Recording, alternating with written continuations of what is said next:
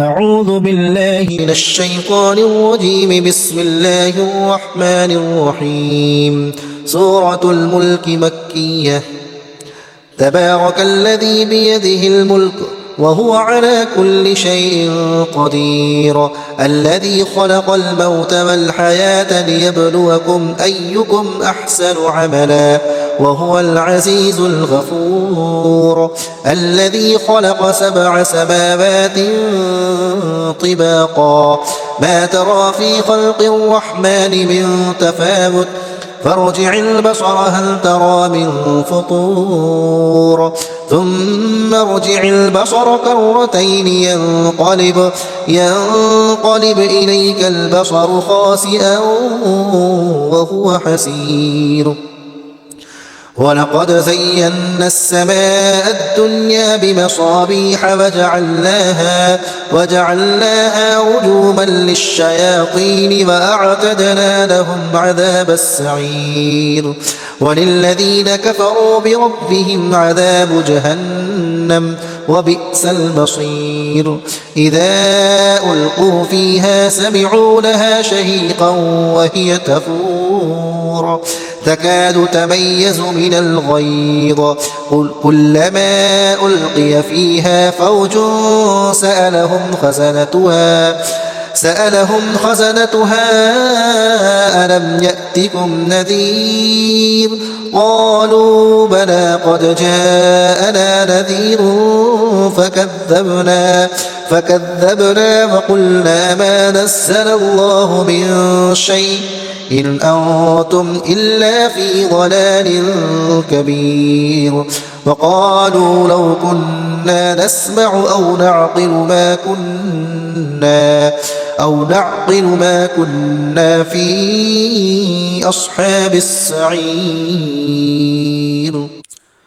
فاعترفوا بذنبهم فسحقا لأصحاب السعير.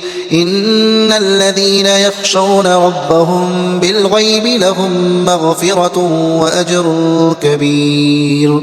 وأسروا قولكم أو اجهروا به إنه عليم بذات الصدور.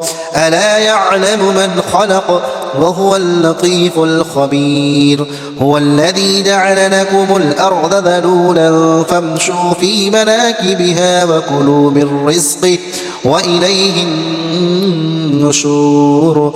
أأمنتم من في السماء أن يخسف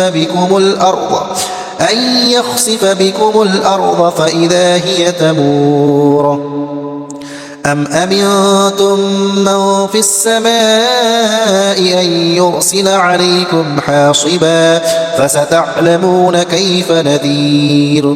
ولقد كذب الذين من قبلهم فكيف كان نكير. أولم يروا إلى الطير فوقهم صافات ويقبضن ما يمسكهن إلا الرحمن إنه بكل شيء بصير. أمن هذا الذي هو جند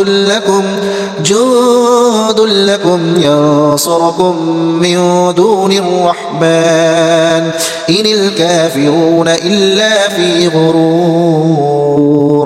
أمن هذا الذي يرزقكم إن أمسك رزقه بل لجوا في عتو ونفور.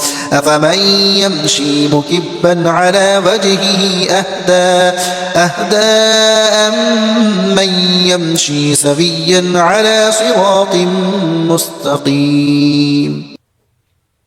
قل هو الذي أنشأكم وجعل لكم السمع والأبصار والأفئدة قليلا ما تشكرون.